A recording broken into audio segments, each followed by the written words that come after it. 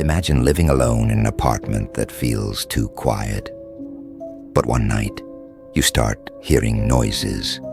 Strange knocks on your door, footsteps in the hall, and you're sure no one else is there. What happens when you realize you've been living with someone, hidden in your own home, without even knowing it?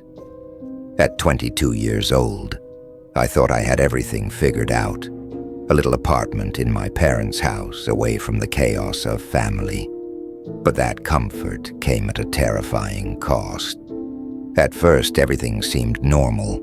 I had my own space, peaceful, quiet, perfect for late-night study sessions and time alone. But as the weeks went by, I started to notice things that didn't quite add up. It started with small, insignificant sounds, like someone walking through the living room when I was alone. I'd chalk it up to my imagination, but the creaking of floorboards became impossible to ignore. One night, while I was studying in my room, I heard a knock at the door. No one was there. I thought it was just the wind, but the knocking continued, softly at first, then louder and more persistent. I called my parents, but they were hours away. I couldn't shake the feeling that someone was there, just beyond the door. I checked the peephole, but saw nothing. But the knocking didn't stop. I decided to call the police. They arrived quickly, but when they searched the apartment, everything seemed in order. But then one of the officers checked under my bed.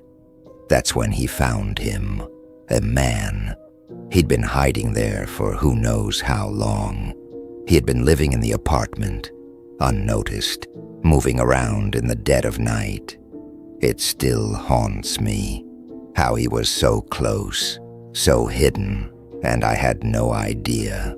Ever dream of escaping to a secluded cabin in the woods, far from the noise of the world? That's exactly what I did. But what I didn't expect was to find myself haunted by something far more sinister. Something that wouldn't let me be alone, no matter how far I ran. When I moved to my cabin in the woods, I thought I was escaping the world. I wanted peace and quiet. I wanted isolation, but I quickly realized I was never really alone. It was a beautiful place, tucked deep into the forest. No neighbors, no distractions, just the sounds of nature. But one night, everything changed. It started as a faint, scratching sound. At first, I thought it was just an animal, maybe a raccoon or a tree branch scraping the window. But as the night went on, the scratching grew louder and closer. I couldn't ignore it anymore. I turned on the porch light and peered out the window, but nothing was there. The night was still, and everything seemed normal. I went back to bed, but the scratching didn't stop. It was like it was right outside my window now. I grabbed a flashlight and stepped outside, scanning the shadows. That's when I saw it, a dark figure standing just beyond the trees. It was too far to make out details, but I could feel it watching me. I rushed back inside, locked the doors, and called the police. But when they arrived, there was no sign of anyone. They searched the area, but all they found were tracks leading into the woods. Whoever, or whatever, had been out there was gone. I haven't been able to shake the feeling that something is still watching. I can't escape it, and it's always just beyond the trees. One night, my dog started barking at nothing, staring at the hallway like something was there. When I went to check, I found nothing. But then, the knocking started, and when I went downstairs to investigate, I realized someone, or something, had been waiting for me. But who was it? It was a typical night. I was sitting on the couch watching TV when my dog, Abby, started barking at nothing. She was staring at the hallway, her eyes wide, her body stiff. I thought she was just being paranoid, but then I heard it. A soft knock at the door. I didn't recognize the sound of footsteps on the porch, so I cautiously approached the door. I peeked through the peephole, but saw nothing. I thought it might be a prank, so I just went back to my spot on the couch.